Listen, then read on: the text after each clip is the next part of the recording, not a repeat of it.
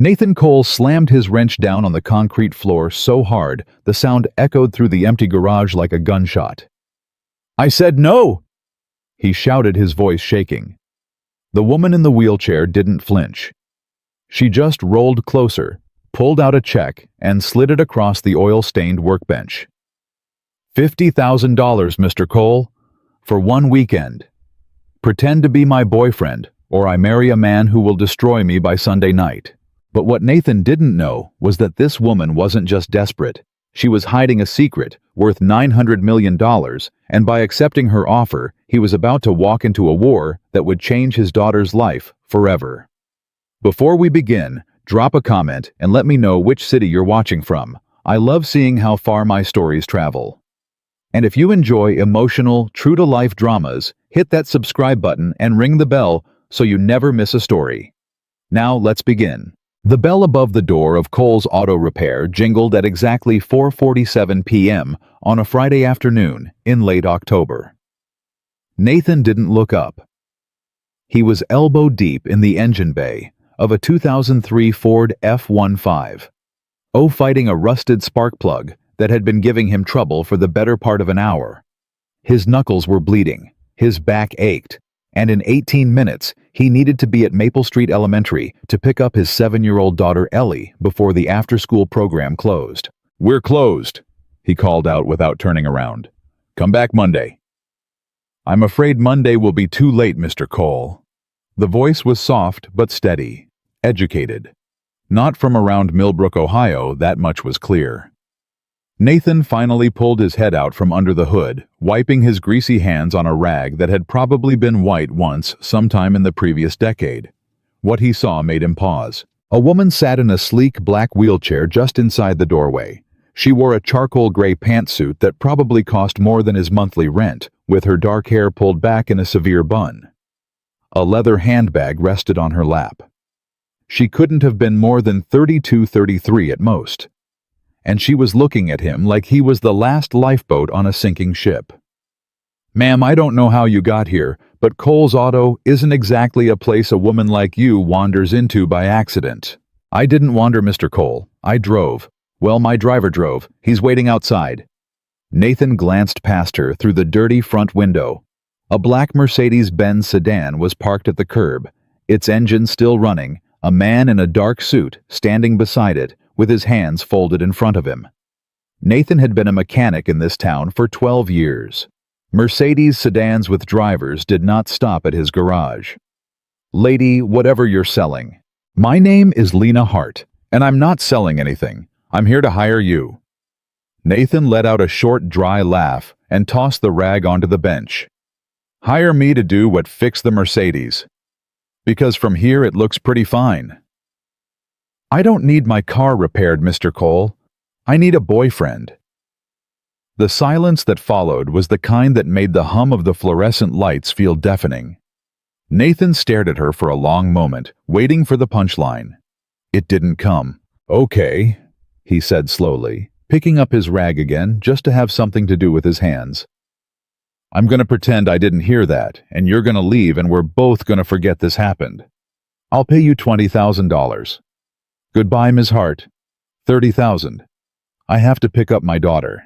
$40,000, Mr. Cole, for 48 hours of your life. You don't have to touch me. You don't have to lie about who you are. You just have to walk into a room with me on Saturday night and pretend that you and I are in love." Nathan stopped moving. He looked at her again, really looked this time.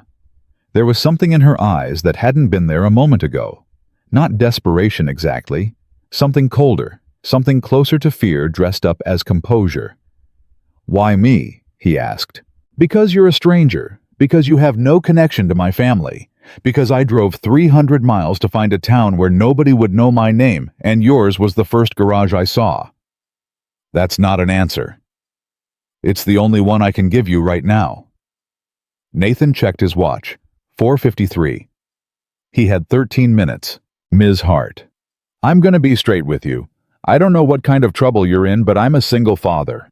I've got a little girl who depends on me. I can't be running off to play boyfriend for some rich lady I just met, no matter how much money you wave around. I'm sorry. I really am." He picked up his wrench and turned back to the truck. He heard the soft electric whir of her wheelchair, and for a moment, he thought she was leaving. She wasn't. She rolled herself right up beside him, close enough that he could smell her perfume. Something expensive that reminded him painfully of his late wife. "Mr. Cole, Nathan, look at me." He did. "In 36 hours, I am supposed to attend a dinner at my family's estate. At that dinner, my uncle is going to announce my engagement to a man named Adrian Whitfield. I have not agreed to this engagement. I have told my family no. They have informed me that my opinion is not relevant. If I show up alone, the announcement happens. If I don't show up at all, they send people to bring me. So I need to show up with someone. A man. A man who is not Adrian. A man who looks at me like he chose me, not like he was paid to. Then hire an actor. Actors talk. Actors get recognized. Actors have agents who file paperwork. I need a man with calluses on his hands and dirt under his fingernails who looks like he could throw a punch if Adrian got too close. I need a man who doesn't know who I am so that when he says he loves me, the lie sounds like the truth." Nathan was quiet for a long time. "How did you find me?" he finally asked. "I told you. I drove until I saw a town that felt small enough to disappear into. I asked the woman at the diner across the street who the most honest man in Millbrook was. She didn't even hesitate. She said, 'Nathan Cole at the auto shop. Lost his wife 3 years ago, raises his little girl alone, never missed a Sunday at church, even when he stopped believing.'" Nathan's jaw tightened. He didn't like the idea of strangers talking about Margaret. He didn't like the idea of strangers talking about his church attendance, or his daughter, or anything else. "Mrs. Patterson at the diner needs to learn to mind her business. She likes you. She thinks you're a good man. She thinks I'm a man who tips well." For the first time since she'd rolled into his garage, Lena Hart smiled. It was small and tired and gone almost as soon as it appeared, but it was there. And Nathan hated that he noticed. $45,000, she said quietly, plus expenses. I'll have someone come to your house tomorrow morning with clothes that fit you.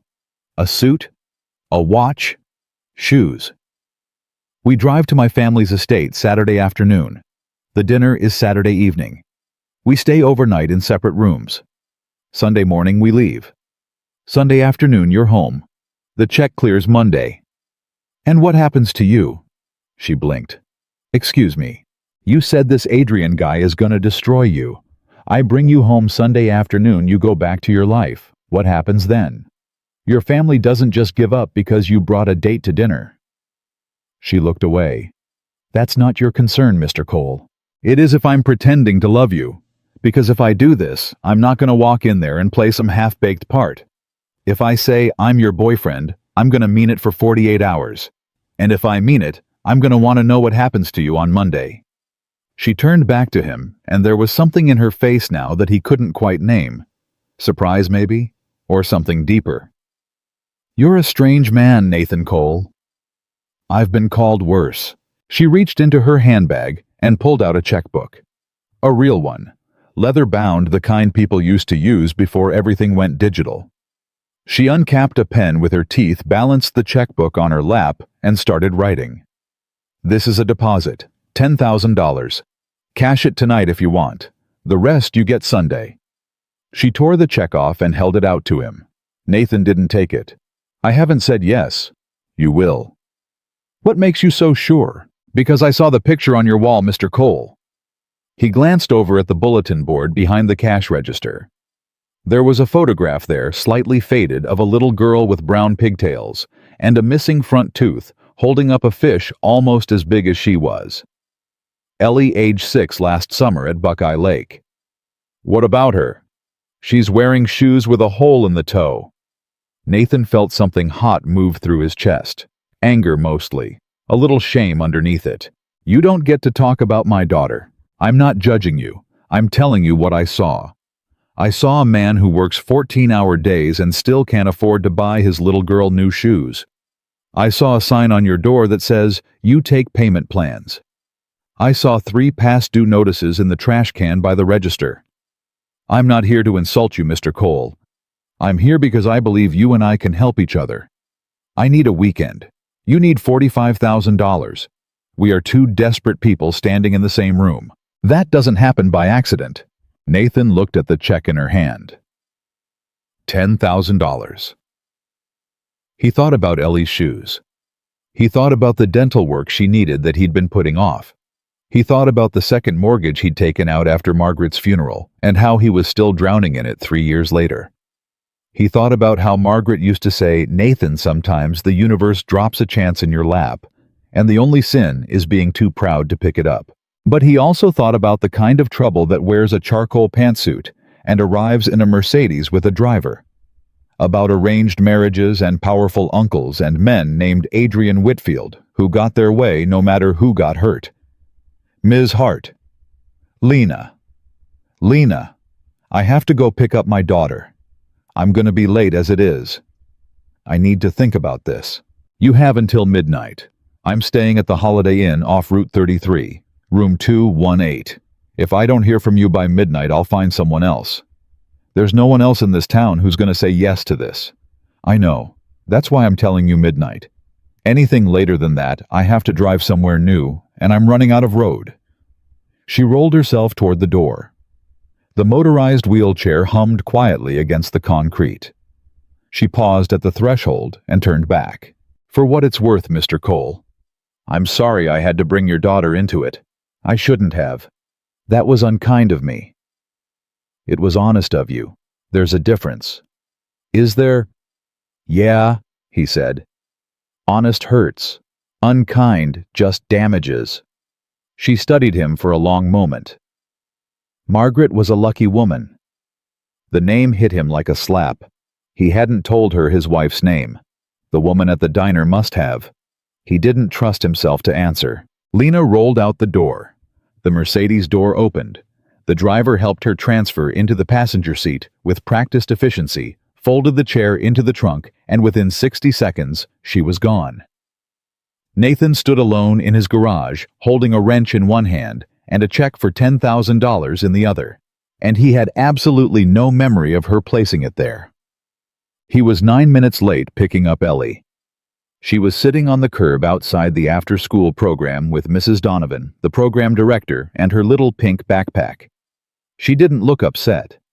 Ellie almost never looked upset. She'd inherited her mother's stubborn refusal to feel sorry for herself. "Hey there, Peanut. Sorry I'm late." "It's okay, Daddy. Mrs. Donovan said you must have had a customer." He kissed the top of her head and helped her into the truck. Mrs. Donovan gave him a small wave that contained both forgiveness and a gentle warning.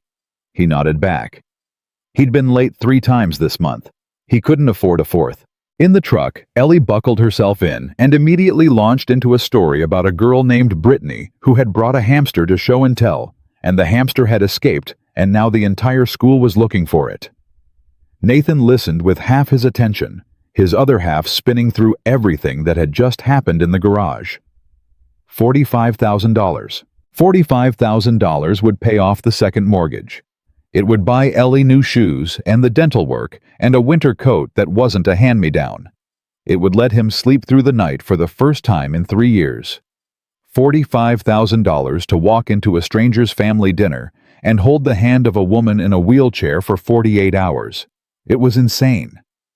It was also the kind of money that doesn't come around twice in one lifetime. "Daddy?" "Yeah, Peanut. You're not listening to me. I am Baby, the hamster, Brittany's hamster. You missed the part where Mr. Reynolds stepped on it." "What? No, he didn't." "Almost. Almost stepped on it. The hamster ran across his foot and he screamed like a girl.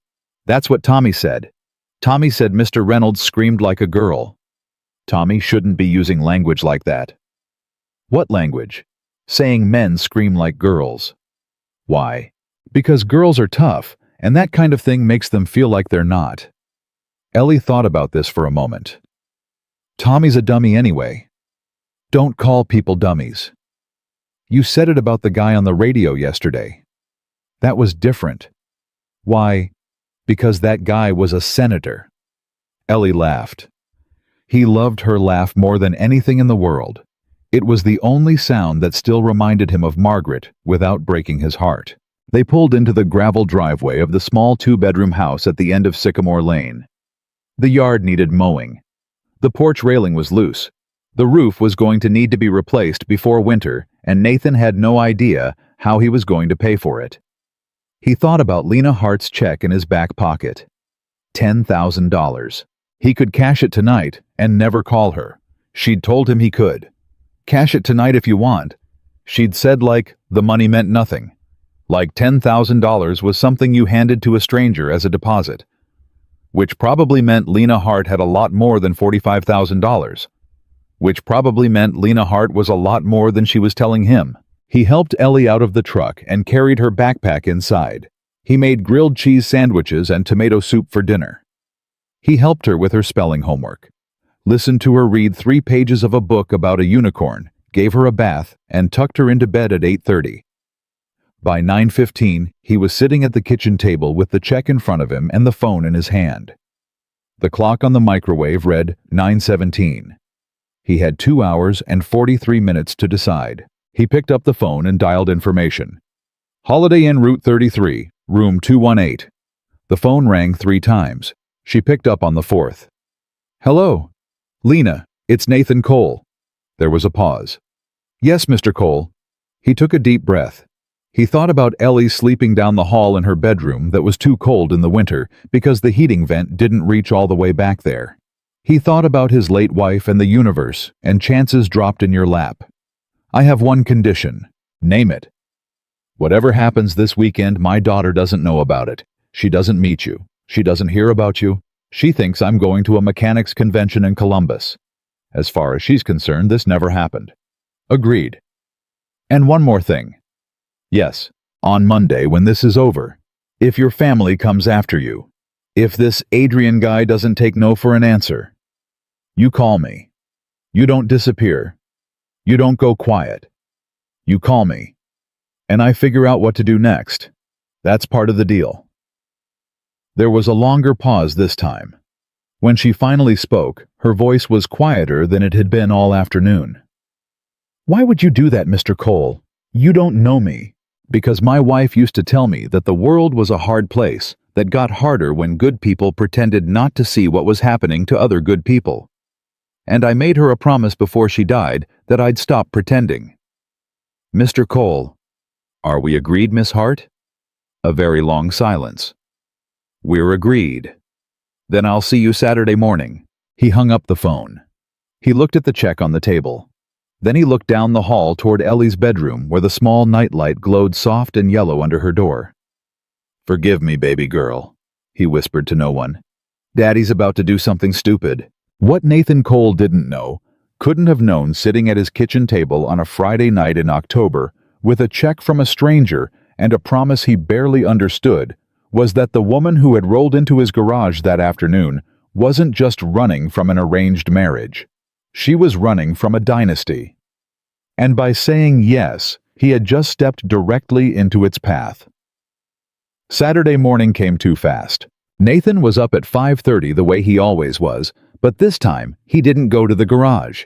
He stood in front of the bathroom mirror with shaving cream halfway up his face and stared at the man looking back at him. 48 hours. That was all. 48 hours, and he'd be back in this bathroom, back in this life, back to being just Nathan Cole the mechanic. He hoped. By 6 o'clock, his sister Caroline pulled into the driveway. She lived 2 towns over and ran a daycare out of her house, and she was the only person in the world Nathan trusted with Ellie. He met her at the door with a cup of coffee, already poured the way she liked it, 2 creams and 1 sugar. You look terrible, Caroline said, stepping inside. Thanks for coming. What time is your convention? Nathan paused for half a second too long. 9. I'm leaving at 7. Caroline narrowed her eyes at him. She'd been 3 years older than him their whole lives, and she'd been seeing through his lies since he was 4 years old. Nathan. Don't. Nathan, what is going on? Nothing's going on. You don't go to mechanic conventions. You've never gone to a mechanic convention.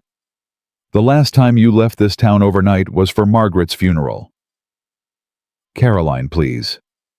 She set her coffee down on the counter and folded her arms. Are you in trouble? No. Are you doing something illegal? No. Is somebody making you do this? Caroline, I swear to God nothing bad is happening. I just have a chance to make some money this weekend, and I need someone to watch Ellie, and I don't want to explain it because if I explain it, you're going to think I've lost my mind. She studied his face for a long moment. How much money? Enough to fix the roof. How much money, Nathan? He glanced down the hallway to make sure Ellie wasn't awake yet. 45,000. Caroline's eyebrows went up so fast they almost hit her hairline. For one weekend. For one weekend. What are you doing robbing a bank? It's legal. It's stupid, but it's legal. She kept staring at him. Then she shook her head and picked her coffee back up. Whatever it is, Nathan, you bring yourself home Sunday. You hear me? Ellie has already lost one parent. She is not losing another one because her father got in over his head chasing money. I'll be home Sunday. Promise me. I promise. She held his eyes for another second, then nodded once. Go shower. You smell like a transmission. He laughed, and for a second it felt almost normal, and then he went down the hallway and stood in Ellie's doorway for a long time, just watching her sleep. Her hair was tangled across the pillow, and her stuffed rabbit was halfway off the bed, and her mouth was open just a little. She looked so much like Margaret, it sometimes made him forget how to breathe. I'll be back, Peanut, he whispered. Daddy will always come back. By 7:15 he was in his truck, heading south on Route 33 toward the Holiday Inn. The sun was just clearing the trees and the road was nearly empty. He gripped the steering wheel hard enough that his knuckles went white. He hadn't slept more than 2 hours. Every time he'd closed his eyes, he'd seen Lena Hart's face the way she'd said Margaret was a lucky woman, the way she'd looked at him like she already knew him better than she had any right to. He pulled into the Holiday Inn parking lot at 7:32. Her Mercedes was already running near the front entrance, the same driver standing by the trunk. Nathan parked his truck and walked over. Mr. Cole? The driver gave him a polite nod. Ms. Hart is finishing up. There are some things in the trunk for you. We'll be making one stop before we head to the estate. What kind of stop? A tailor. I have a suit. Ms. Hart anticipated that. She'd like you to have one that fits. Nathan opened his mouth to argue, then closed it. He'd already taken the money. The fight was over before it started. The lobby door slid open, and Lena rolled out this time wearing a deep navy dress that came down past her knees and a thin gold chain at her throat. Her hair was loose around her shoulders. She looked nothing like the woman who had come into his garage. She looked like she belonged on the cover of a magazine. Good morning, Mr. Cole. Nathan. Nathan? She tested the name like she was tasting it. Are you ready? No. She smiled. The same small, tired smile from the day before. That's the right answer. The driver helped her into the back seat and folded the chair into the trunk. Nathan slid into the back beside her. The interior smelled like leather and her perfume, and he suddenly felt every speck of grease that had ever existed under his fingernails. Driver, please, Lena said quietly.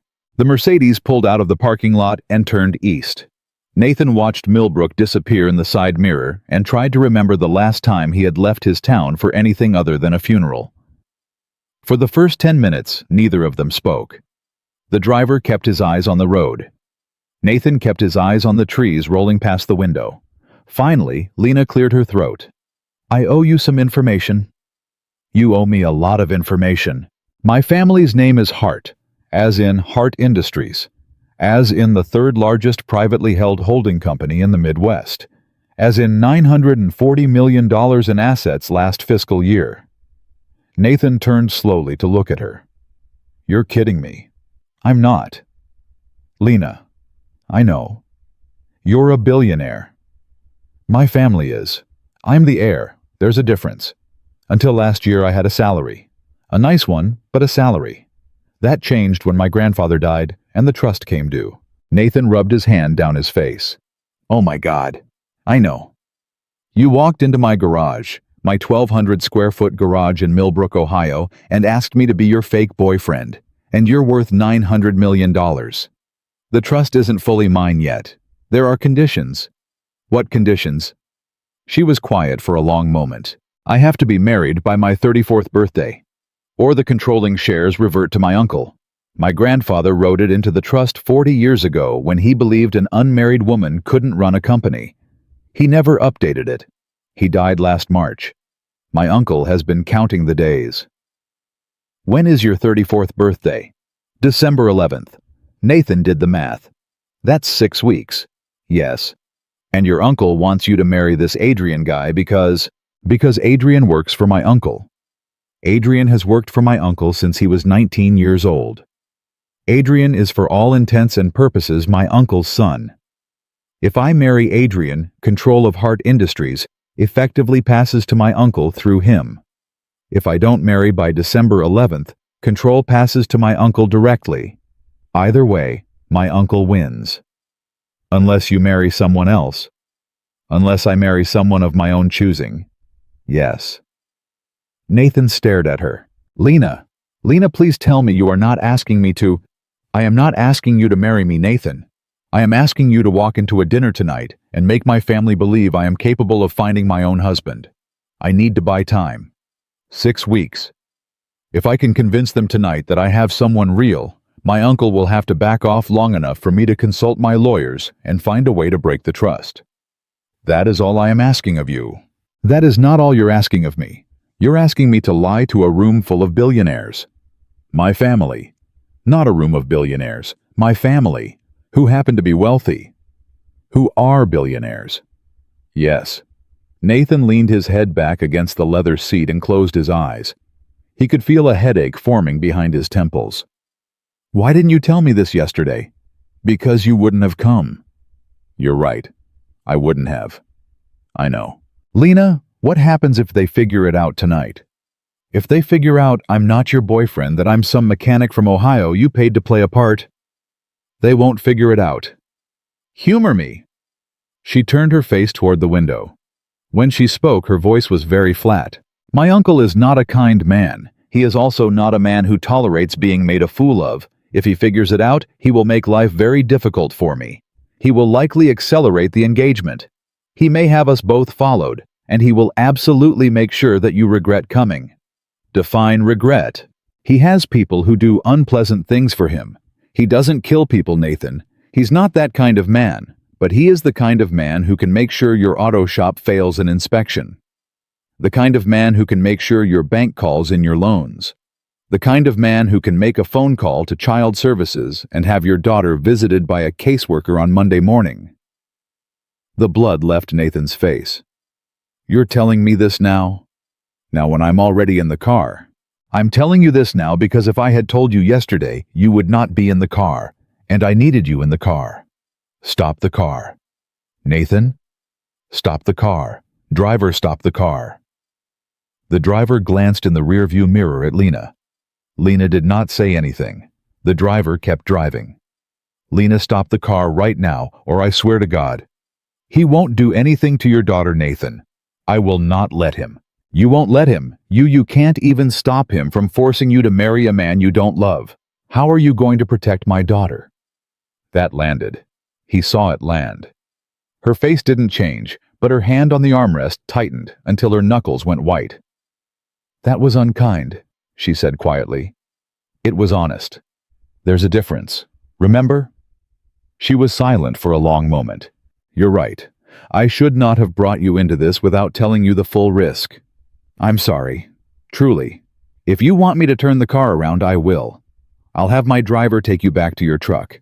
You can keep the 10,000. We'll part ways and forget this happened. Nathan looked at her. He could see his own face reflected in the window beside her, and he barely recognized it. He saw a man who was scared. A man who was angry. A man who had gotten into a car with a stranger because he needed money, and now the stranger was telling him his daughter might be in danger because of it. But he also saw a woman in a wheelchair who had no one, who had driven 300 miles to find a man honest enough to say yes and stupid enough to mean it, who had $1 billion and not one single person she could call. How long has this been going on? He asked. What? Your uncle. Adrian. The pressure. How long?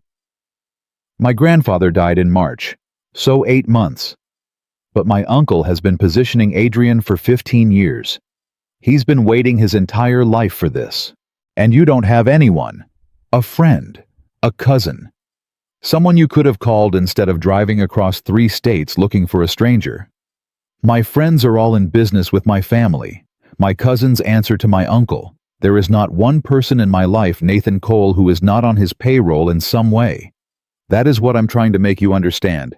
I had nobody, so I went looking for somebody, and I found you. The truck radio inside Nathan's chest was playing Margaret's voice on a loop. The world is a hard place, Nathan. It gets harder when good people pretend not to see. He wiped his hand down his face. Driver, keep going. Nathan, keep going. But I want a phone. I'm calling my sister. I'm telling her if anything happens to my shop, anything at all between now and Monday, she takes Ellie and goes to my brother in Pittsburgh and stays there. I'm putting Ellie behind a wall before I walk into your dinner tonight. Done. There's a phone in the console. And Lena. Yes. If your uncle so much as looks at my daughter, I don't care how rich your family is. I will burn it down. Understood. I mean it. I know you do. He picked up the phone and dialed Caroline. The conversation was short. He told her he'd gotten himself into something complicated. Not dangerous, he said carefully, watching Lena's face. Just complicated. He needed her to keep her phone on. If anything weird happened, anyone showing up at the shop, anyone calling about Ellie, anything at all, she was to get in her car with Ellie and drive to their brother Mark's house in Pittsburgh and not stop. He'd explain everything Sunday night. Caroline did not argue. Caroline almost never argued when she heard that particular tone in his voice. She just said, "Be careful, little brother," and hung up. Nathan handed the phone back to Lena. Tell me about him. Adrian. What kind of man am I going to meet tonight? Lena let out a slow breath. Adrian Whitfield is 38 years old. He has an MBA from Wharton. He has worked at Hart Industries for 19 years, first as my uncle's personal assistant, then as a director, now as chief operating officer. He is intelligent. He is charming. He is never married. He owns 3 apartments in 3 different cities and has never lived in any of them for more than 4 consecutive months. He drinks scotch. He doesn't laugh. When he looks at me, he is looking through me at a balance sheet. That's not a man. That's a resume. That is exactly what he is, a resume that walks. My uncle built him to be that. And he's known you for 19 years. Yes. And he has never once tried to actually date you. Not once. Until 8 months ago when my grandfather died. And then suddenly, I was the love of his life. How does he treat you, Lena, when the cameras are off? She didn't answer. Lena, he treats me, she said carefully, the way a man treats a piece of furniture he expects to inherit. Nathan felt something cold and hard settle in his chest. And the wheelchair. He pretends not to notice it, which is somehow worse than when people stare. He never asks how you're doing, never offers to help. He refuses to be seen pushing it, not in public. He says he doesn't want anyone to think I'm a burden on him. He says it with a smile, as though he's protecting me. Lena. What? I think I'm gonna enjoy meeting Adrian tonight. She turned her head sharply to look at him. For a moment her face was unreadable. Then slowly she smiled. Not the small, tired smile from before. Something else. Something with teeth in it. Mr. Cole? Nathan. Nathan.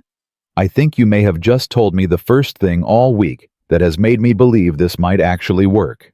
The Mercedes drove on for another hour. The countryside grew denser and then began to thin out again as they approached the outskirts of a town Nathan had never heard of.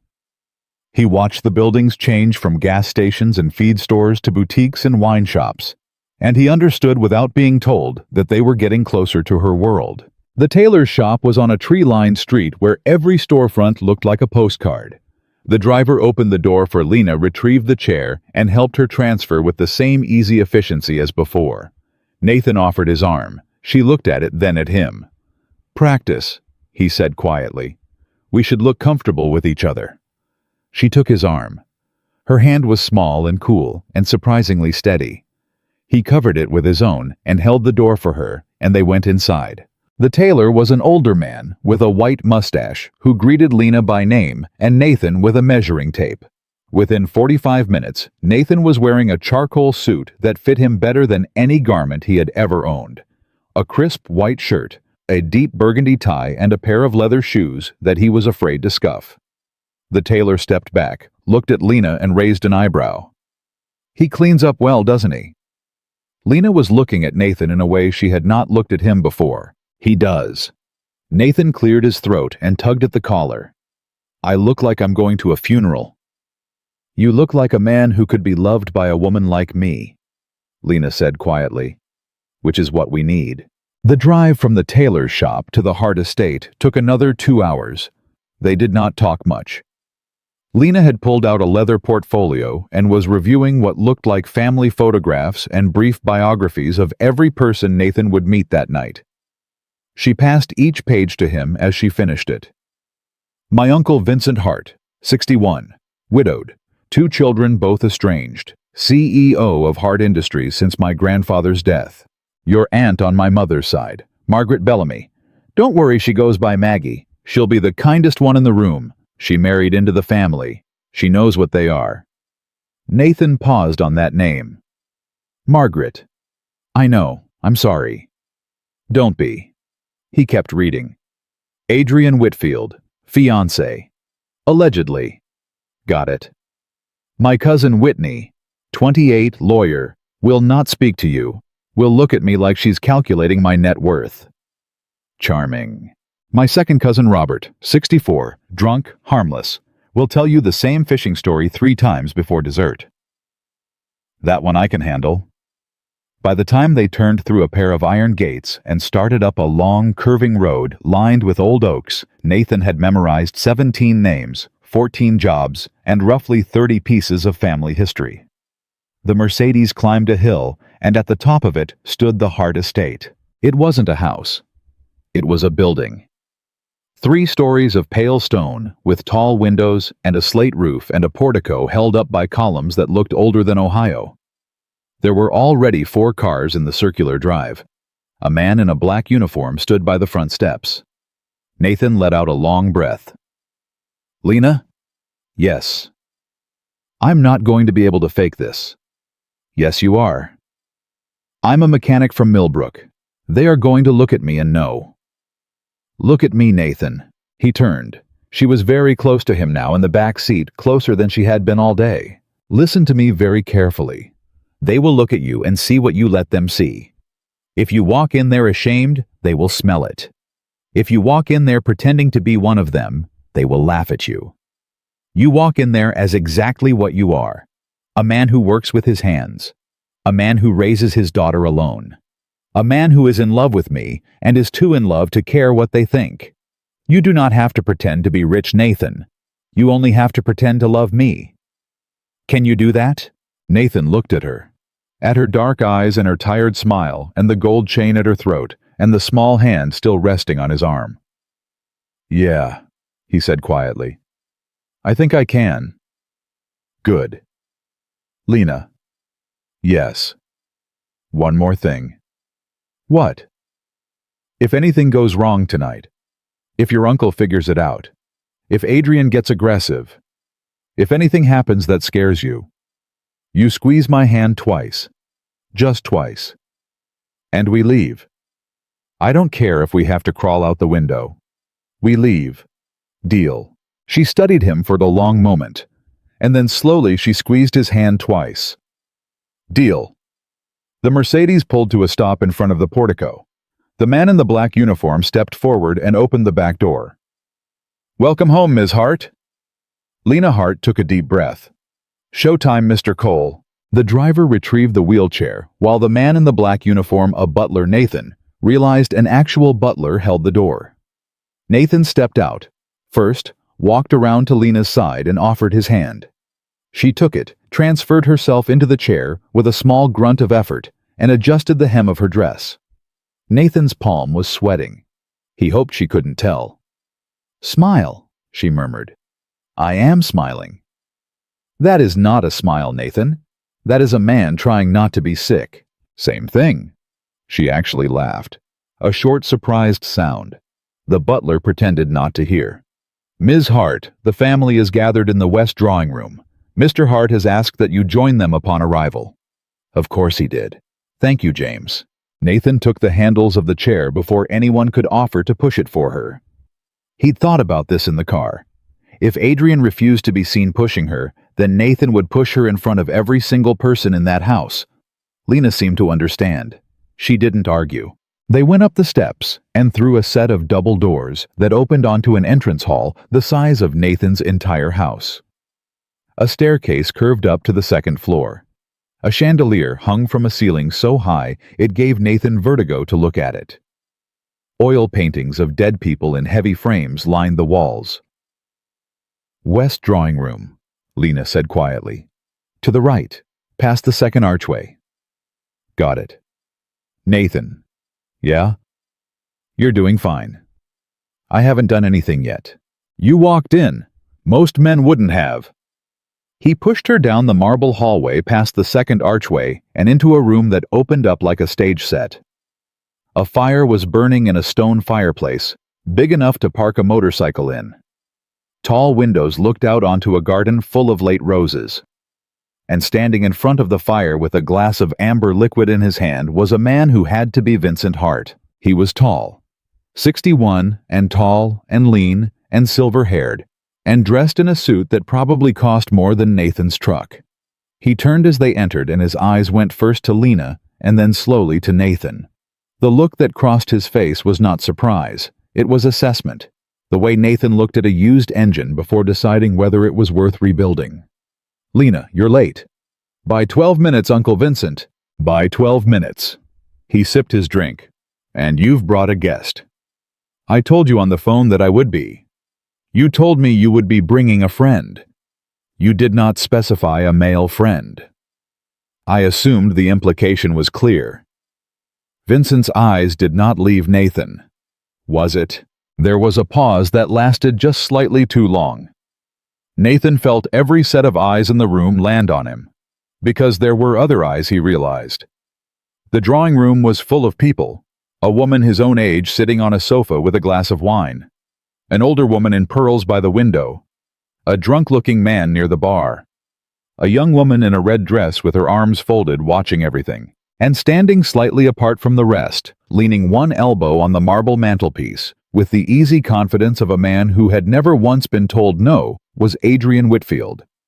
He looked exactly the way Lena had described him. Tall, dark-haired, handsome in a way that was so symmetrical it looked manufactured. He was holding a scotch in one hand and watching Nathan with an expression that was somewhere between amusement and pity. Nathan didn't break eye contact with Vincent. Mr. Hart, I'm Nathan Cole. It's a pleasure to meet you. He extended his hand. Vincent looked at the hand, then at Nathan's face. Then, after another half-second of calculated delay, he switched the glass to his left hand and shook. Mr. Cole, and what is it you do exactly? I own an auto repair shop. A small audible laugh from the young woman in the red dress. Vincent did not smile. An auto repair shop. That's right. In what city? Millbrook, Ohio. I've never heard of it. Most people haven't. And how, may I ask, did my niece come to know a mechanic from a town no one has heard of? Nathan opened his mouth. Lena cut in smoothly. He fixed my car, Uncle Vincent. About 8 months ago. I was driving back from a business meeting in Columbus. My car broke down outside Millbrook, and Nathan was the one who fixed it. We've been seeing each other ever since. 8 months. Yes. And this is the first I'm hearing of him, because I knew you'd react like this. Vincent took another sip of his drink. His eyes had not left Nathan's face. Mr. Cole, forgive me. I'm trying to understand. My niece is a woman of considerable means and considerable refinement. You are, as you say, a mechanic. From a town no one has heard of. I find myself struggling to imagine what the two of you might have in common. We have her in common, Nathan said quietly. That seemed like enough. The room went very still. Lena's hand, which had been resting on her armrest, slid over, and covered Nathan's where it gripped the back of her chair. She didn't squeeze twice. She just held on. The older woman by the window, Maggie Nathan, guessed the kind aunt, set her wineglass down and walked over with her hand extended. "Mr. Cole, I'm Maggie Bellamy, Lena's aunt. I think it's lovely to meet you." "Likewise, ma'am. Please, Maggie." "Maggie." She turned to Lena and bent down to kiss her cheek. "You look beautiful, sweetheart." "Thank you, Aunt Maggie." "Vincent, where are your manners? Offer the man a drink." Vincent's jaw tightened, but he gestured toward the bar. "Mr. Cole, help yourself." "I'll have whatever you're having," Nathan said. Vincent's eyes flickered, a small, pleased flicker that Nathan didn't like. "It's a 30-year Macallan." "Sounds expensive." "It is." "Then I'll have a beer if you've got one." The drunk man near the bar, Robert the cousin who told the same fishing story 3 times, let out a bark of laughter. "I like this one, Vincent. He knows what he is." Adrian, who had not spoken yet, finally pushed himself off the mantel. He set his scotch down on a side table and walked over with the loose, unhurried stride of a man who owned every room he entered. He stopped in front of Nathan and extended a hand. Adrian Whitfield. Nathan Cole. The handshake lasted half a second longer than it needed to. Adrian's grip was hard. Nathan matched it without changing his expression. Adrian smiled, the kind of smile that did not reach his eyes. "A mechanic. How marvelous. I haven't met a real working man in years. Tell me, Mr. Cole, do you do any specialty work? German cars, Italian?" "American mostly. Trucks, engines, transmissions. The kind of stuff people actually drive." "How wonderful." Adrian turned to Lena, who had not let go of Nathan's hand. "And how did you say you met him, Lena?" "I didn't. Nathan, would you mind getting me a glass of white wine?" Nathan understood the dismissal. She wanted him out of Adrian's range for 30 seconds. He let go of her chair, walked over to the bar, and asked Robert which white was decent. "Anything yellow?" Robert said cheerfully. "They all taste the same after the 3rd one." "Thanks for the wisdom. Anytime, son. Anytime." Behind him, Nathan could hear Adrian's voice, low and smooth. "Lena, darling, you really should have called. I would have sent a car." "I have a car." "You have a hired car, driven by a stranger." "His name is David. He's worked for me for 4 years." "Of course, my mistake." Nathan poured the wine and walked it back. Adrian did not move out of his way. Nathan stepped around him with deliberate calm, handed Lena the glass, and rested his hand on her shoulder. He felt her lean into his touch the smallest amount. It was the first physical thing she had done that didn't feel like acting. "Thank you, sweetheart," she said. "Anything for you."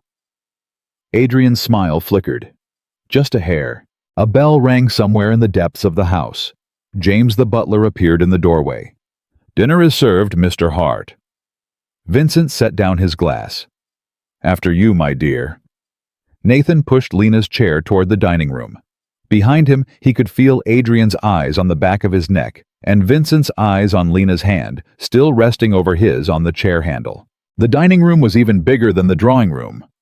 A long polished table that could have seated 20 was set for 9 with white linen and silver and crystal that caught the light from another chandelier. A footman pulled out chairs. Lena's place at the table had been set without one. Nathan understood now that the family had simply assumed she would eat from her chair. Vincent took the head of the table. Adrian was seated to Vincent's right. Lena was placed across from Adrian directly. Nathan was placed at the foot of the table 6 seats away from her. Nathan looked at the seating arrangement, looked at Lena, and looked at Vincent. "Mr. Hart, with respect, I'd like to sit next to Lena." The drunk cousin Robert chuckled into his napkin. Aunt Maggie's mouth twitched. Whitney, the cousin in the red dress, raised one perfect eyebrow. Vincent did not look up from his menu card. "The seating has been arranged, Mr. Cole." "I understand. I'd still like to sit next to her. It would disrupt the table." "With respect again, sir, there are 9 of us at a table set for 20. The table can survive." A beat of silence. Then Aunt Maggie stood up. James, would you be a dear and move Mr. Cole's setting next to Lena's? I'll move down to the foot. Maggie, Vincent said quietly. It's no trouble at all, Vincent, really. She was already walking down the table, a small, gentle smile on her face that contained more steel than anything Nathan had seen yet that evening. James the butler moved with quiet efficiency. Within 30 seconds, Nathan was seated next to Lena, and Aunt Maggie was at the foot of the table. Adrian's smile had not moved, but his jaw had. Vincent picked up his wine. To family. 2. The toast was returned with murmurs and the touching of glasses. Nathan touched his to Lena's. She held his eyes over the rim. The first course arrived. Some kind of soup with things floating in it that Nathan did not recognize. He picked up the right spoon he'd watched Lena to make sure, and started to eat.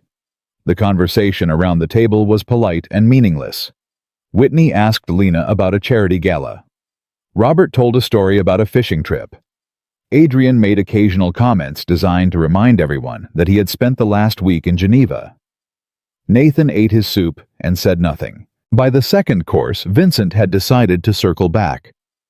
Mr. Cole, you said you've been with my niece for 8 months. That's right. And in those 8 months, has she introduced you to anyone in our family? No, sir. Has she taken you to our home before tonight? No, sir. Has she spoken about us at all? Nathan set his fork down and turned slightly to face Vincent directly. She's spoken about her grandfather. She loved him very much. She told me about how he taught her to ride horses when she was a little girl before her accident. She's spoken about her Aunt Maggie, who she said was the only person in the family who ever asked how she was actually doing. She's spoken about her cousin Whitney, who she said was smart and stubborn and reminded her of herself when she was younger. She's spoken about her uncle. She has not spoken much about Adrian. Whitney looked up sharply from her plate. Her expression had changed. Nathan didn't know what it had changed to, but it had changed. Aunt Maggie's eyes were very bright. Adrian set his glass down with a small, precise click. Vincent did not blink. And what has she said about me, Mr. Cole? She said you were a man who loved her grandfather, and that grief makes people do things they wouldn't otherwise do. The room went still. Lena's hand under the table found his. She squeezed once, not twice. Once, he understood. Stay. Vincent stared at Nathan for a long moment. Nathan stared back. He was a $45,000 man eating a $60 piece of fish at a $1 billion table, and he was not going to look away. Finally, Vincent picked up his wine. How charming, he said quietly. How very, very charming. Adrian cleared his throat. Lena, you haven't told us how Mr. Cole proposed. Nathan's stomach dropped. Lena did not blink. He hasn't proposed, Adrian. Oh, I had assumed. 8 months.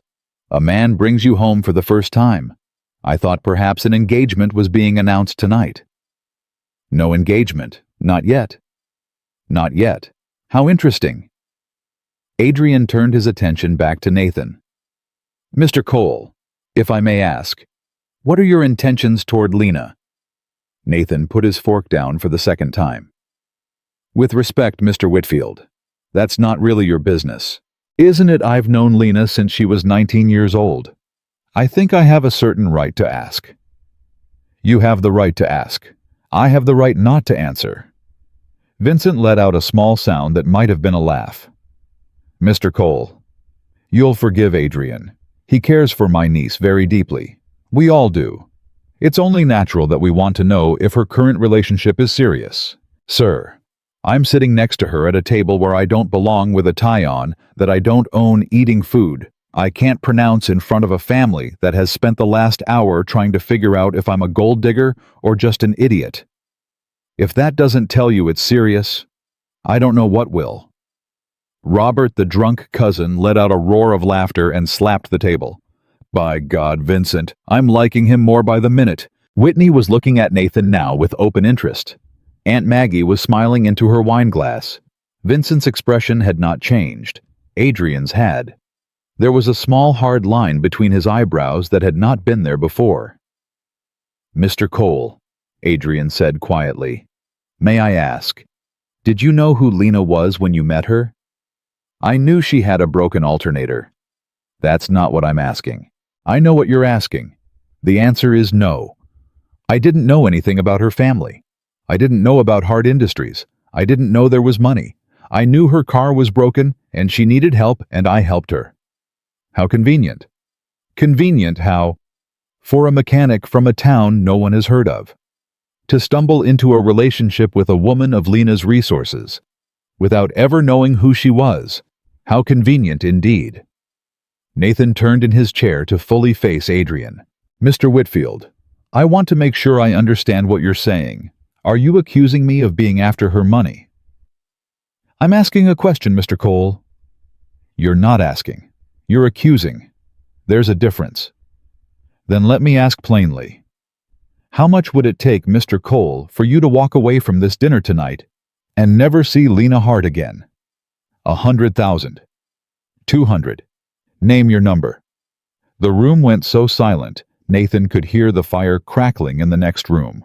Lena's hand closed on his under the table. She squeezed twice. He felt it. The signal. Get me out. He squeezed back once. Wait. He set his napkin on the table very deliberately. He pushed his chair back. He stood up. He walked the length of the table past Robert, past Whitney, past Vincent, and stopped behind Adrian's chair. Stand up, Mr. Whitfield. Excuse me. Stand up. I'd like to talk to you man to man, not across a table. Stand up. Mr. Cole, I don't think... Stand up. Adrian stood. He was an inch taller than Nathan. He used it the way men like him always did, looking down his nose. You want to know how much it would take, Nathan said quietly. He was speaking only to Adrian now, but everyone at the table could hear him. There is no number. There has never been a number. There will never be a number. You can write a check for $1 million right now and put it on this table, and I will set it on fire with the candle right here. Because the woman in that chair across from us is worth more than every dollar in your bank account, and the fact that you don't know that is the reason she will never marry you. Adrian's face went white. Mr. Cole, I'm not finished. You sat at this table tonight and looked at her like she was a problem to be solved. You haven't asked her once how her drive was. You haven't asked her about her work. You haven't asked her anything. You've just been waiting for her to act grateful. And she's not grateful, Adrian. She's terrified, and you're too busy admiring yourself in the wine glass to notice. That's enough, Vincent said. Sir, with respect, it's not enough. It's not even close to enough. You sit your niece across from a man who treats her like furniture, and you call it a family dinner. You arrange for her to marry someone she doesn't love, and you call it her future. I'm a mechanic, Mr. Hart. I work on engines. And I can tell you something about machines that nobody at this table seems to understand. You can't force a thing to run on the wrong fuel. You try, you burn the engine out. That woman in that chair is not your engine. She's a person. And you're about to burn her out trying to make her run on something she was never built for. Vincent stood. Mr. Cole, you will leave this house, tonight. With pleasure. Lena, are you coming with me? Every head at the table turned to Lena. She was crying. Not loudly. Not for show. Just 2 slow tears that had escaped down her cheeks while Nathan was speaking. She wiped them away with the back of her hand. Lena, Vincent said sharply, sit down. We are not finished here. She looked at her uncle for a long moment. Then she looked at Adrian. Then she looked at her Aunt Maggie, who gave her the smallest encouraging nod. Then she looked at Nathan. Yes, she said quietly. I'm coming with you. Lena, no, Uncle Vincent. We are finished here. I told you on the phone last week that I was not going to marry Adrian. I told you again in your office on Tuesday. I am telling you now in front of every member of this family. I am not going to marry him. I am not going to be paired off like livestock at an auction. I am not going to live the rest of my life in a marriage built to keep my grandfather's company in your hands. If you want to call a lawyer about the trust, call a lawyer. If you want to take the controlling shares, take them. I would rather lose $900 million than spend one night in a bed with a man who looks at me the way Adrian looks at me. Adrian's mouth opened, then closed. Whitney had set her fork down. Her eyes were wide. Aunt Maggie was openly crying. Vincent stood very still. His face had gone a color that was difficult to describe. You will regret this, Lena. I have spent 33 years regretting things I did because of you. I am done regretting. Nathan, take me out of here, please. Nathan didn't say a word. He walked around the table, took the handles of her chair, and rolled her toward the dining room doors. Behind them, he could hear Vincent's voice, very low and very clear. Mr. Cole? Nathan stopped. Yes, sir. I want you to know something. You have made an enemy tonight. You and your little garage. And your little daughter. Be very, very careful next week. Nathan turned slowly. He looked Vincent Hart dead in the eye. Mr. Hart, I want you to know something too. I just spent 45 minutes watching you treat your niece like a piece of property. So I want to be very clear with you. You come anywhere near my daughter. You make one phone call. You send one person. And I will spend every dollar of what your niece is worth burning your name to the ground. You don't know me, Mr. Hart. You think you do. You don't. The room stayed silent. Vincent did not respond. Nathan turned back around and pushed Lena out of the dining room, down the marble hallway, through the front doors, and out into the cold October night. The Mercedes was waiting. The driver was waiting. Within 60 seconds, the chair was folded into the trunk, Lena was buckled into the back seat, and Nathan was sitting beside her. Drive, he said quietly. Just drive. Anywhere. Just away from here. The Mercedes pulled down the long curving driveway. Behind them, the lights of the Hart estate glowed against the night sky. Lena was shaking. Not crying anymore. Just shaking all the way through her body, the way a person shakes when they've been holding themselves still for too many years and finally let go. Nathan reached across the back seat and took her hand. She gripped his fingers like they were the only thing keeping her from falling. Nathan? Yeah, I don't know what I just did. You walked out, Lena. That's all you did. You walked out. He's going to come after us. Let him. He's going to come after your daughter. He won't get within 100 miles of her. I made sure of it before we left this morning. She turned her head to look at him in the dim light of the back seat. You don't know what you've just signed up for. Neither do you, he said quietly. But we're in it now, both of us. So let's figure out what comes next. The Mercedes turned out through the iron gates and onto the dark country road, and the lights of the Hart estate disappeared behind a hill. They drove in silence for almost 20 minutes before Lena finally spoke. Where are we going, David? Wherever you tell me, Ms. Hart. She looked at Nathan. Her face in the passing streetlights kept flickering between light and dark. I can't go back to my apartment. He'll have someone there by morning. Then don't go to your apartment. I can't go to a hotel. He has people in every hotel in this state. Then don't go to a hotel. Nathan, come home with me. She stared at him. What? Come home with me. Tonight. Just tonight. We get to my house, we figure out what to do tomorrow. My sister is there with Ellie. There's a couch in the living room. You'll be safer there than anywhere your uncle can think to look. Nathan, your daughter. My daughter is sleeping. By the time you get there, she'll have been asleep for 2 hours. By the time she wakes up, we'll have a story figured out. She's 7. She's not going to interrogate you. You said she wasn't supposed to know about this. That was before your uncle threatened her. Plans changed. Lena was quiet. David, she said finally, take us to Millbrook, Ohio. Mr. Cole will give you the address. The Mercedes turned west. For the next hour, neither of them spoke much. Lena had her phone out, scrolling through something, her face pale in the blue light of the screen. Nathan watched the road. Twice she stopped and showed him something, a text message, an email, and he read it without comment. Whitney had sent her a single line. Call me when you can. I should have spoken up tonight. I'm sorry.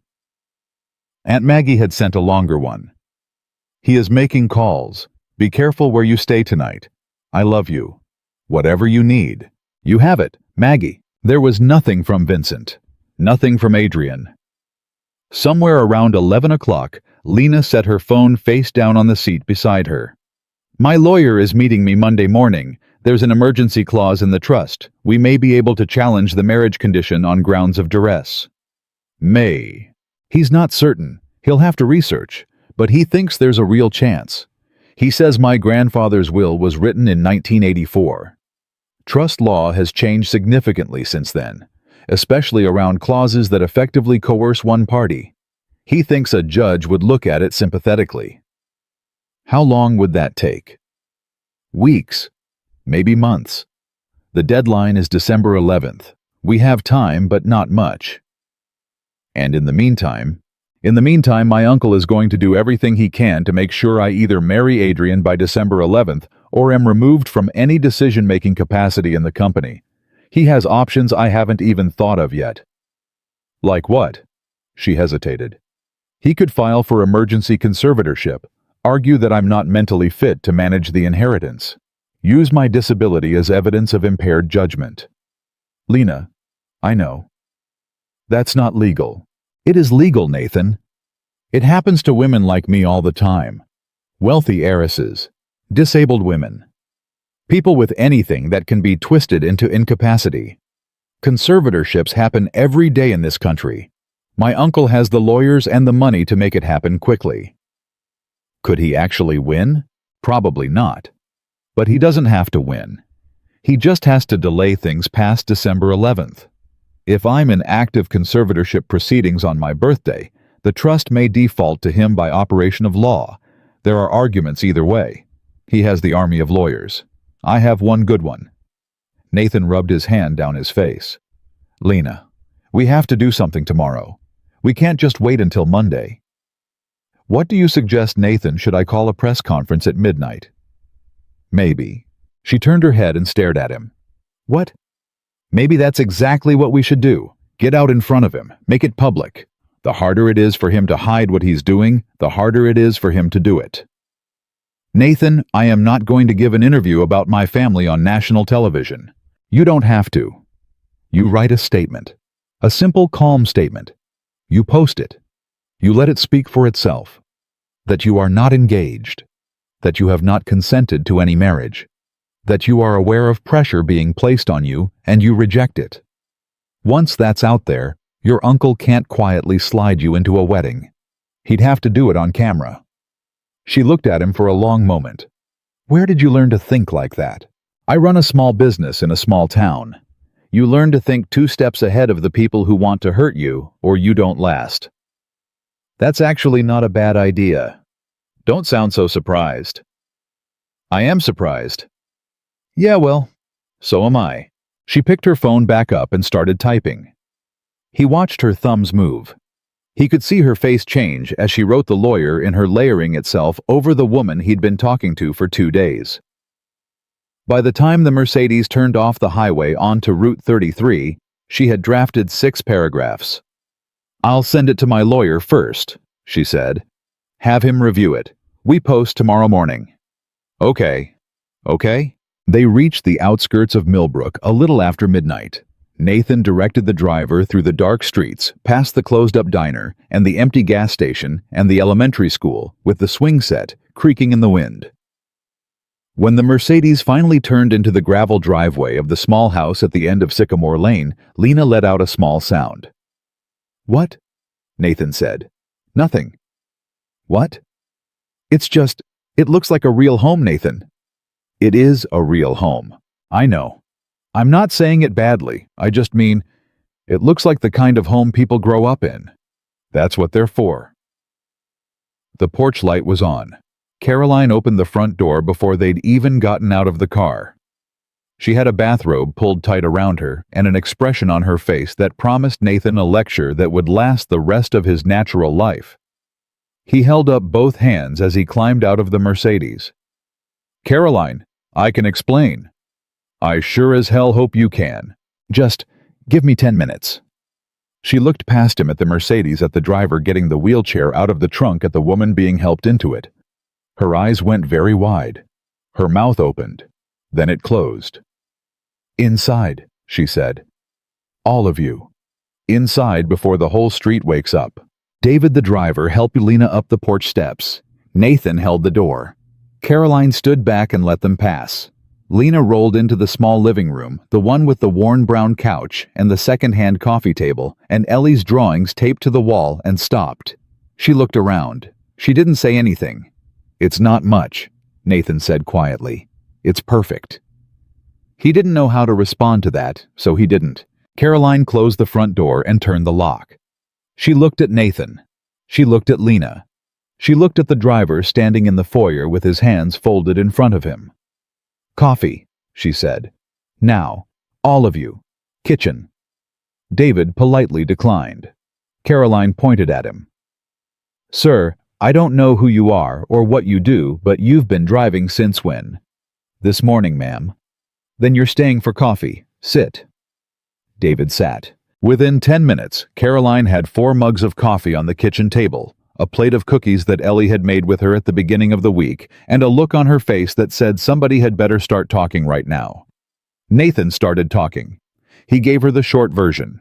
Lena Hart, the wheelchair, the dinner, the 45,000, the arranged marriage, the trust, Vincent's threat at the door. Caroline did not interrupt once. When he was finished, she sat back in her chair and folded her arms and stared at her brother for a very long time. "Nathan?" "I know." "Nathan?" "Caroline, I know. You took money from a stranger to walk into a billionaire's house and pretend to be her boyfriend." "Yes." "And now her uncle has threatened your daughter." "Yes." "And you've brought her here." "Yes." Caroline turned her head slowly to look at Lena. "Ms. Hart." "Please, Lena." "Lena, I don't know you. I don't know anything about you except that my brother is sitting in my kitchen at midnight telling me he risked my niece's safety for $45,000. So I have to ask you a question, and I need you to answer it honestly. Are you using my brother?" Lena set her coffee mug down very carefully. "I hired your brother." "Yes, I needed help. I used the only resource I had, which was money, to find that help. So in the most literal sense of the word, I have used him." "That's not what I asked." "I know. The fuller answer is no, Caroline. I am not using your brother in the way you mean. I came to this town 2 days ago looking for a man honest enough to say yes for the right reasons. I found him. I have asked too much of him. I am aware of that. I am also aware that I have nothing to offer him except gratitude and consequences, and the consequences are likely to be much larger than the gratitude. I would understand if you asked me to leave tonight. I would not blame you. I would have my driver take me to a hotel 2 states away, and I would never contact your brother again. But I will tell you this. He is a good man. I know that already. I have known a great many men in my life, and I have known very few good ones, and your brother is one of them.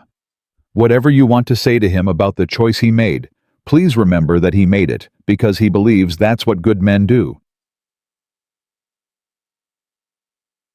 The kitchen was very quiet. Caroline picked up her coffee. She took a long, slow sip.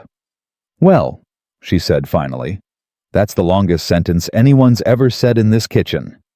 Nathan let out a breath he hadn't realized he was holding. "You can stay tonight," Caroline said.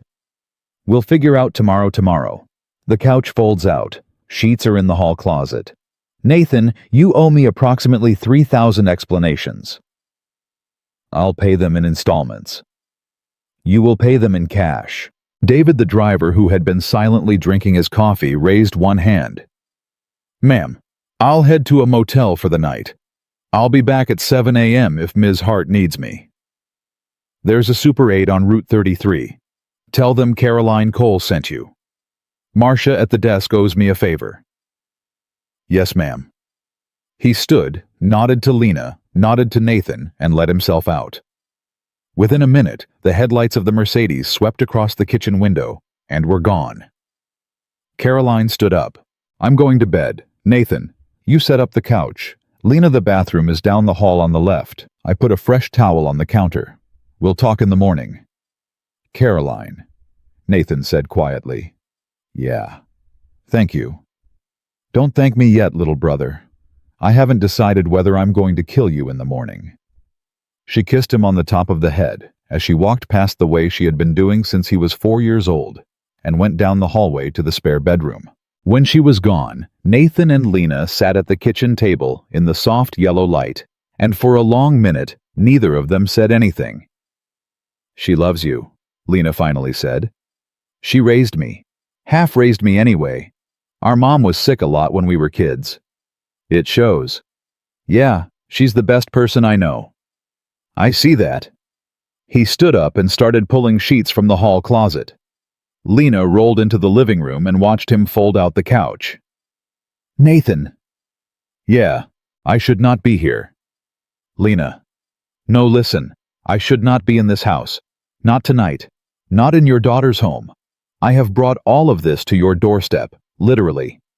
Your uncle was right about one thing. I am a problem you did not need. He stopped what he was doing and turned to face her. Lena, listen to me. My wife died 3 years ago of a brain aneurysm. She was 31 years old. She had no warning. She kissed me goodbye in this kitchen at 6 in the morning and was dead by 10. The last thing she said to me was, "Drive safe, baby." That's it. That was the whole goodbye. Nathan, let me finish.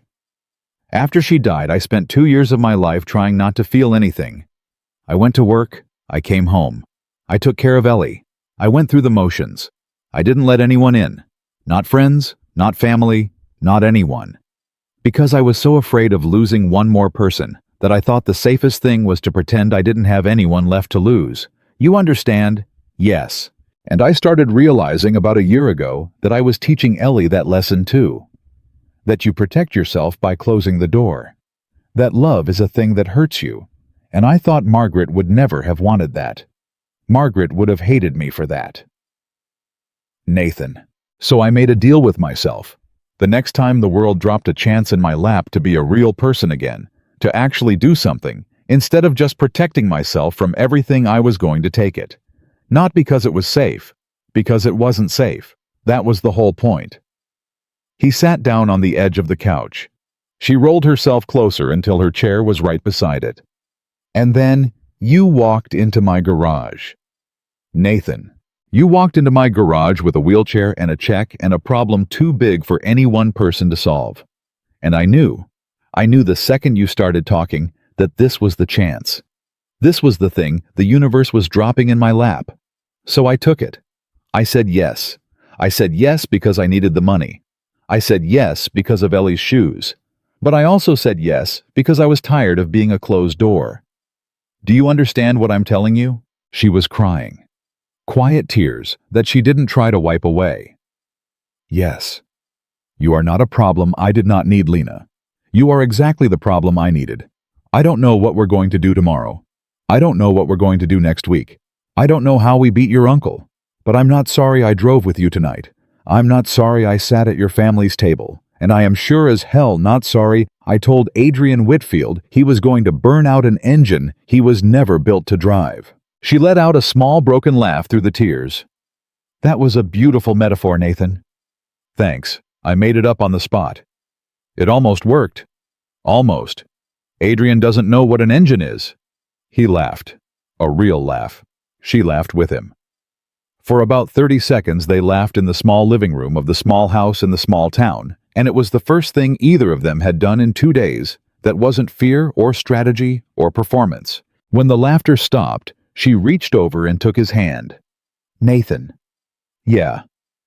I am not going to let your daughter get hurt because of me. I know. I mean it. If my uncle does anything, to this house, to Ellie, to you, I will end him. I don't care what it costs me. I don't care if I lose every dollar of that trust. I will spend the rest of my life ruining him. Lena, I mean it. I know you do. I believe you. But it's not going to come to that, because we are going to get out in front of him. We are going to post that statement tomorrow. We are going to talk to your lawyer Monday. We are going to make this so loud and so public that he can't touch any of us. Okay. Okay. Okay. They sat in silence for a moment. Her hand was still in his. "Nathan." "Yeah." "What do I tell your daughter in the morning?" He thought about that. "You tell her the truth. The version of it she can understand. That you and I are friends. That you needed help with something. That you're staying with us for a few days while we sort it out. She doesn't need to know the rest. Not yet." "She's 7, Nathan. She's going to ask 100 questions." "She is. She'll also love you within about 30 minutes. Fair warning. She has 0 defenses.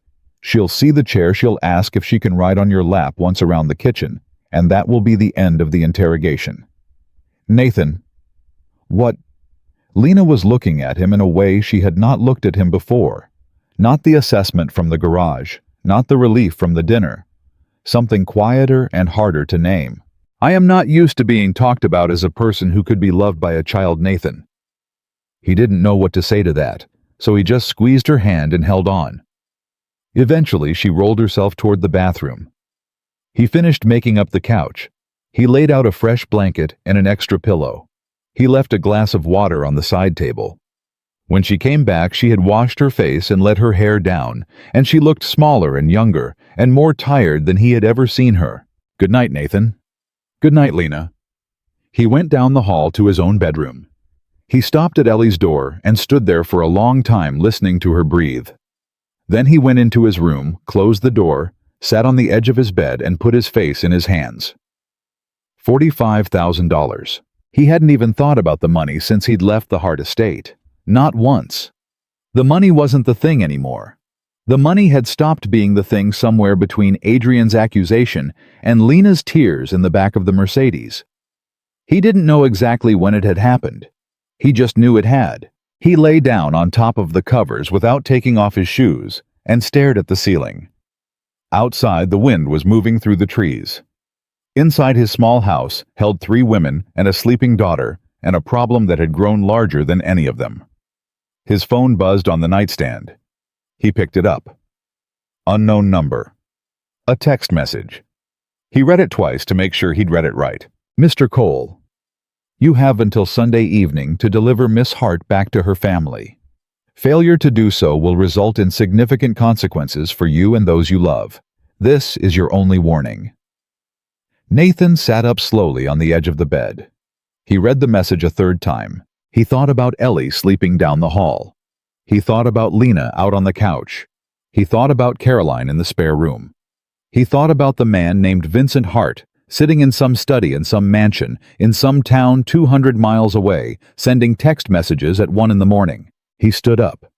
He walked down the hallway as quietly as he could. He pushed Ellie's door open, just enough to see her sleeping face by the soft glow of the nightlight. He stood there for a full minute, just watching her chest rise and fall. Then he closed her door, walked to the front door of the house, made sure the deadbolt was thrown, and pulled an old shotgun out of the hall closet that had belonged to his father. He checked it. He loaded it. He set it down on the kitchen table where he could reach it.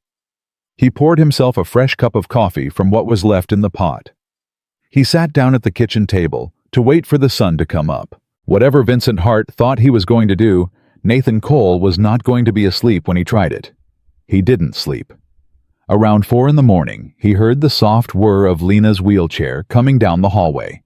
She stopped in the kitchen doorway and looked at him. She looked at the shotgun on the table. She looked at the coffee in his hand. "Nathan?" "Couldn't sleep. Why is there a shotgun on your kitchen table?" He slid the phone across the table toward her. She picked it up, read the text, and set it back down very slowly. "When did this come in?" "About an hour after you went to bed. You should have woken me up." "What were you going to do, Lena?" "It's a text from a blocked number. There's nothing to do until morning. I just wanted to be awake." She rolled all the way into the kitchen and stopped beside him. He could see that she hadn't really been sleeping either. Her eyes were red-rimmed. "Nathan, we're posting that statement at 6 a.m., not 8, not 9, 6. The second the sun is up. I'm not waiting for my lawyer's review. I'm not waiting for anything. I want it out before he can do whatever he's planning." "Lena, your lawyer?" "My lawyer can yell at me afterwards. I'm done waiting." "Okay. Okay." She pulled out her phone. She read the statement she had drafted. She read it again. Then she made one small change. She added a final paragraph, naming Vincent and Adrian by name, calling out by name the conservatorship threat, the financial pressure, and the threats made against a private citizen and his minor child. She read it to Nathan out loud. "You sure?" he said. "No, but I'm doing it anyway." "That's the right answer." She posted it at 5:47 a.m. She had something like 400,000 followers across her professional accounts. Most of them were business contacts, journalists, executives. Within 20 minutes, the post had been shared 3,000 times. Within an hour, a financial news site had picked it up. By the time Caroline came shuffling into the kitchen at 7 a.m. in her bathrobe looking for coffee, Lena Hart's statement had been shared by every major business publication in the country. Caroline looked at the shotgun. She looked at Nathan. She looked at Lena, who was on the phone with her lawyer. "Nathan? Don't ask Caroline. Just don't." "I am going to ask. I'll explain over breakfast." "You will explain right now." He slid the phone with the threatening text across the table. Caroline read it. Her face went very still. "Where is Ellie?" "Still asleep." "Okay, here's what's going to happen. I'm taking Ellie this morning. I'm driving her to Mark's in Pittsburgh. I'm not asking. I'm telling you. She is not going to be in this house when whatever your billionaire's uncle is planning happens." "Caroline." "Nathan, don't you dare argue with me. You wanted to play James Bond, you can play James Bond. My niece is not playing with you." "I wasn't going to argue." She blinked. "You weren't." "No, you're right. Take her. Pack a bag. Tell her I'm working a big job and you wanted to surprise her with an Uncle Mark trip. She'll buy it. She loves Mark." "Okay." Caroline. "Yeah. Thank you. Just don't get yourself killed, little brother." "I won't."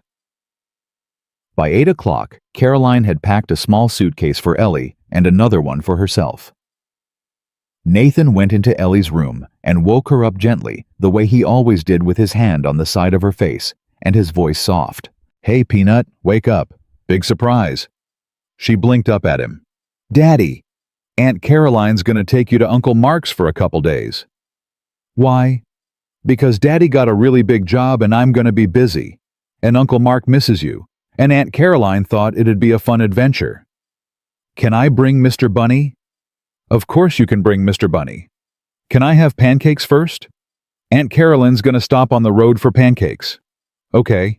She rolled out of bed, rubbed her eyes, and walked out into the hallway with Mr. Bunny under her arm. Halfway down the hall, she stopped. She had seen Lena. Lena was in the living room. Her phone pressed to her ear mid-conversation with someone. She looked up. Her face changed when she saw Ellie. Ellie walked all the way into the living room. She looked up at Lena. Lena looked down at her. "Hi," Ellie said. "Hi. Is that a real wheelchair?" "It is." "Why?" "Because my legs don't work the way yours do." "Oh." Ellie thought about this. "Does it go fast?" "It goes pretty fast." "Cool. I'm Ellie." "I'm Lena. It's very nice to meet you, Ellie." "Are you Daddy's friend?" Lena hesitated. "Yes," she said quietly. "I'm your daddy's friend." "Okay. Bye, Lena." "Bye, Ellie." Ellie wandered into the kitchen, looking for breakfast. Lena let out a long, shaky breath. Nathan, who had been watching from the hallway, walked into the living room and crouched down beside her chair. "Told you." "That was 30 seconds, Nathan." "I told you. 30 minutes was generous." She let out a small laugh that was mostly air. By 9, Caroline and Ellie were in Caroline's car headed east on the highway toward Pittsburgh. Nathan stood in the driveway and watched them go. Ellie waved from the back seat until they turned the corner. He waved back until he couldn't see her anymore. Then he stood there for another minute, just to make sure his hands had stopped shaking before he went back inside. Lena was at the kitchen table now on her laptop. She looked up when he came in. "Nathan?" "Yeah. My lawyer says we should not be in this house when your uncle's people get here." "Then we won't be." He's suggesting we drive to his office in Cincinnati. He's also got 2 private security people on their way here. They'll meet us on the way and follow us in. Private security? Yes. Okay. Nathan, are you all right? I just put my daughter in a car. Yeah, I'm fine. Let's go. David, the driver, had returned from the motel an hour earlier. The Mercedes was already idling in the driveway. Nathan packed a small bag clothes for 2 days, a toothbrush, his father's shotgun unloaded and locked in a case, and within 20 minutes they were on the road headed south. The drive to Cincinnati took 3 hours. Halfway there, 2 black SUVs joined them on the highway and slotted into formation behind the Mercedes. Lena's lawyer had not been kidding. Lena. Yes. I need to ask you something.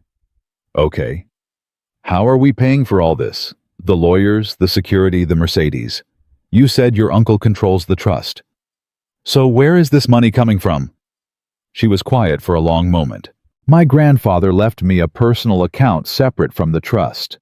He told me when I was 23 that if anything ever happened, I should remember I had it. He was specific about that. He said, if anything ever happens, Lena, you remember this account. I didn't understand what he meant at the time. I do now. How much is in it? About $14 million. Nathan let out a low whistle. Okay, yeah, we can afford lawyers. We can afford lawyers. They reached the lawyer's office in downtown Cincinnati a little before 1 in the afternoon. The lawyer's name was Marcus Reyes. He was a short man with gray hair and tired eyes who had clearly been up since dawn. He shook Nathan's hand with a firm, brief grip and ushered them both into a conference room. Ms. Hart, Mr. Cole, I'll be brief. The statement you posted this morning has caused exactly the chaos we wanted. 3 reporters have called my office in the last hour. Hart Industries stock has dropped 4% in pre-market trading. The board of directors held an emergency phone meeting at 10 a.m. this morning. Your uncle is on the defensive. Marcus, has he tried to reach me? He has, repeatedly. He wants a meeting. With me. With both of you. Tonight. At a neutral location of your choosing. Lena looked at Nathan. Nathan. Yeah. What do you think? I think a man like your uncle doesn't ask for meetings unless he thinks he can win them. I agree. But I also think we don't win this by hiding. We win it by showing up. He's expecting you to be afraid, so we don't be afraid. We meet him. We let him say his piece.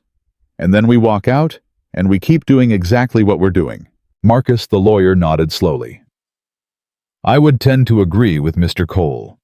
A meeting on our terms with security present in a public location. And recorded. Every word. With his consent or without it, depending on Ohio law, which fortunately for us is one-party consent. Set it up, Lena said. Tonight. The lobby of the Westin downtown. 6 p.m. I'll make the call. He walked out of the conference room. The door closed behind him. Lena let out a long breath and pressed both hands over her face. Nathan. Yeah. I have not slept in 2 days. I know. My hands are shaking. I know. Are you scared? Yeah. Good. So am I. He reached over and put his hand on top of hers. She turned her palm over and laced her fingers through his. They sat like that in the quiet of the conference room for a long time. At 6 o'clock that evening, Vincent Hart walked into the lobby of the Westin Hotel in downtown Cincinnati. Adrian was not with him. He was alone except for one assistant carrying a leather portfolio. He saw Lena at a table by the window with Nathan beside her and Marcus across from her. He saw the 2 security men standing nearby, unmistakably security despite their suits. He paused for half a second. Then he walked over. He sat down without being invited. Lena. Uncle Vincent. This little stunt of yours this morning has cost the company $40 million in market value. It was not a stunt. It was a statement of fact. You've embarrassed the family. You embarrassed the family last night when you tried to force me to marry a man I do not love. I just made it public. Vincent's eyes moved to Nathan. Mr. Cole. Mr. Hart, you have caused me a great deal of trouble. Sir, with respect, I haven't caused you any trouble at all. You caused yourself trouble when you sent a threatening text message to my phone at 1 o'clock in the morning. I have a screenshot. So does Ms. Hart's lawyer. So does the editor at the Wall Street Journal who's writing about your niece tomorrow morning. Vincent's jaw moved very slightly. I see. I figured you would. There was a long pause. Vincent looked at Lena, then at Marcus, then back at Lena. What do you want, Lena? I want the marriage condition removed from the trust. I want you to publicly retract any suggestion that I am incapable of running my inheritance. I want Adrian Whitfield to resign from Hart Industries by Friday. I want a written guarantee signed and notarized that no member of this family or any agent of yours will ever contact Mr. Cole or his daughter again. And I want it all done by Friday at 5 p.m. That is impossible. Then we keep going. The Wall Street Journal piece runs tomorrow. The financial press will keep writing. The board will keep losing confidence in your leadership. I have access to $14 million of personal funds. I will spend every penny of it making sure that by Christmas, you are no longer the CEO of Hart Industries. So either you give me what I'm asking for, or you and I find out together how much damage I can do in 6 weeks. Vincent stared at her for a very long time. You are my brother's daughter. I am my grandfather's granddaughter. He would have loathed what you have become, Uncle Vincent. He would have loathed the way you treated me last night. He would have loathed you trying to use my disability against me. He raised me to be exactly the woman who is sitting here right now refusing to give in to you. You have one day, Friday at 5 p.m. Do not make me come after you. You will not enjoy what happens if you do. She was not crying. She was not shaking. She was not the woman who had rolled into Nathan's garage 2 days ago. Nathan watched her, and something in his chest hurt with how proud he was of a person he had known for less than 72 hours. Vincent stood up. I'll consider your terms. You'll accept them. He left without another word. The assistant followed. For a long moment, the four of them at the table did not speak. Then, Marcus the lawyer let out a slow breath. Ms. Hart, he's going to accept them. You think so? I'm certain of it. He didn't argue. He didn't threaten. He didn't bluster. A man like Vincent Hart, when he has options, fights. He stopped fighting halfway through that conversation. He's going to take it to his lawyers. His lawyers are going to tell him to settle, and by Friday, you'll have your signed agreement. I would stake my career on it. Marcus? Yes, if you're right. I want to talk to you Monday morning about a foundation. Something for women in conservatorship cases. Something for women like me. I want to use part of the trust to fund it. That's a wonderful idea. And Marcus? Yes. I want you to work for me full-time. I'm going to need a general counsel. Name your number. He smiled for the first time all day. We'll talk Monday. By Friday at 4:30 p.m., the signed agreement arrived at Marcus Reyes's office by courier. Every condition met. Every signature notarized. Adrian Whitfield's resignation was already on the news by then. Vincent had stepped back from day-to-day operations of Hart Industries, pending an internal review. Lena had been named acting CEO by an emergency vote of the board. Nathan was not there for any of that. He was back in Millbrook, Ohio. He had picked Ellie up from his brother Mark's house in Pittsburgh on Wednesday morning. They had driven home together. He had taken her to school Thursday. He had reopened the garage Thursday afternoon. He had put her shoes on Friday morning, new ones ordered online delivered Wednesday, and walked her to the bus stop and watched her wave from the window of the bus until it pulled away. By the time he got back to the garage, there was a Mercedes in the parking lot. Lena was already inside, rolling around the shop looking at the photographs on the bulletin board. Your daughter is missing a tooth in this picture. Yeah, Tooth Fairy came through last month. How much does the Tooth Fairy pay these days? $2. Inflation. Tell me about it. He walked over to her. He didn't sit down. He just stood there with his hands in his pockets looking at her. Lena. Nathan. It's Friday. I know. Our deal was 48 hours. I know. The check cleared Monday. I know that too. Lena. What? Why are you here? She turned her chair to face him. She took a deep breath. Because I have been a CEO for 48 hours, and the only thing I have thought about in those 48 hours is the smell of motor oil and grilled cheese sandwiches. Because I have the entire executive team of Hart Industries waiting for my next instruction, and the only person in the world I want to talk to is a mechanic in Ohio. Because 3 nights ago, I sat in your living room and watched you sleep on a chair with a shotgun across your lap, so a 7-year-old you didn't put me in danger over could be safe. Because I have spent 33 years being a Hart, and I spent 2 days being someone you looked at like I was a person, and I do not know how to go back to the first thing now that I have felt the second thing. Nathan didn't move. Lena! Nathan, I am not asking you for anything. I am not even asking you to want this. I am telling you that I am here because I had to come and tell you face to face that you changed my life, and that whatever happens next, whether you want me to leave today, or whether you let me come back tomorrow, or whether you let me see Ellie again, or whether you tell me to go and never come back, I needed you to know that. So, I'm telling you. He still didn't move. Lena. Yes. Did you tell your driver to wait? Yes. Tell him to go home. What? Tell him to go home. There's a diner across the street. Mrs. Patterson makes the best pie in 3 counties. I'm closing the shop in 20 minutes. Ellie gets out of school at 3. She's been asking about you for 3 days. She wanted me to tell you that she made a drawing for you. It's a picture of your wheelchair with rocket boosters on it. Lena let out a sound that was half laugh and half sob. Rocket boosters. Rocket boosters. She thought it would be cooler. Nathan. Tell your driver to go home, Lena. We've got time. She picked up her phone. She made the call.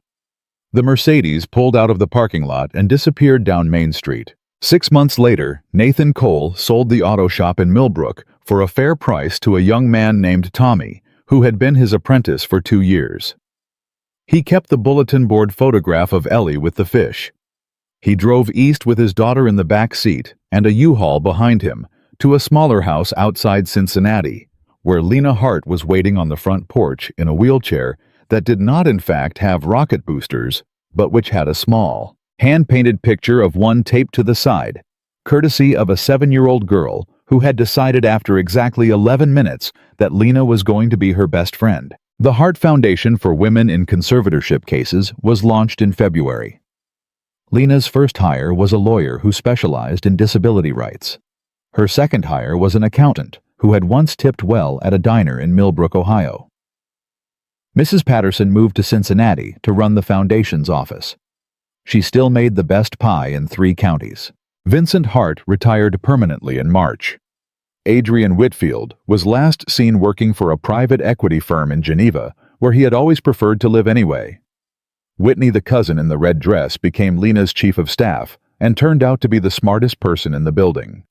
Aunt Maggie spent every other weekend at Lena's house and taught Ellie to bake bread. Nathan and Lena got married in October, exactly 1 year to the day from when she had first rolled into his garage.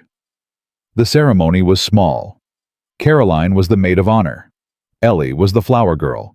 Marcus Reyes officiated. Lena wore a white dress. Nathan wore a charcoal suit that fit him better than any suit he had ever owned. When the officiant asked if anyone had any objections, Robert the drunk cousin shouted, "Hell no!"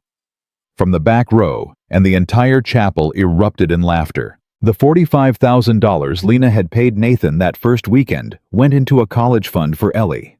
Nathan never spent a penny of it. He didn't need to. He had everything he had ever needed long before Lena Hart wrote that first check. Years later, when Ellie was in high school and asked her father how he had known Lena was the one, Nathan would think about it for a long time before he answered. He would think about an empty garage on a Friday afternoon in October, about a wrench on the concrete floor, about a woman in a charcoal suit who had driven 300 miles looking for one honest man, about a daughter who had needed new shoes, and a father who had needed a reason to open the door he had closed 3 years before. And then he would smile and put his arm around his daughter and tell her the truth. He hadn't known. He had only known that when the universe drops a chance in your lap, the only sin is being too proud to pick it up. And Nathan Cole, mechanic from Millbrook, Ohio, had picked it up. And he had never, not for one single day of the rest of his life, regretted it.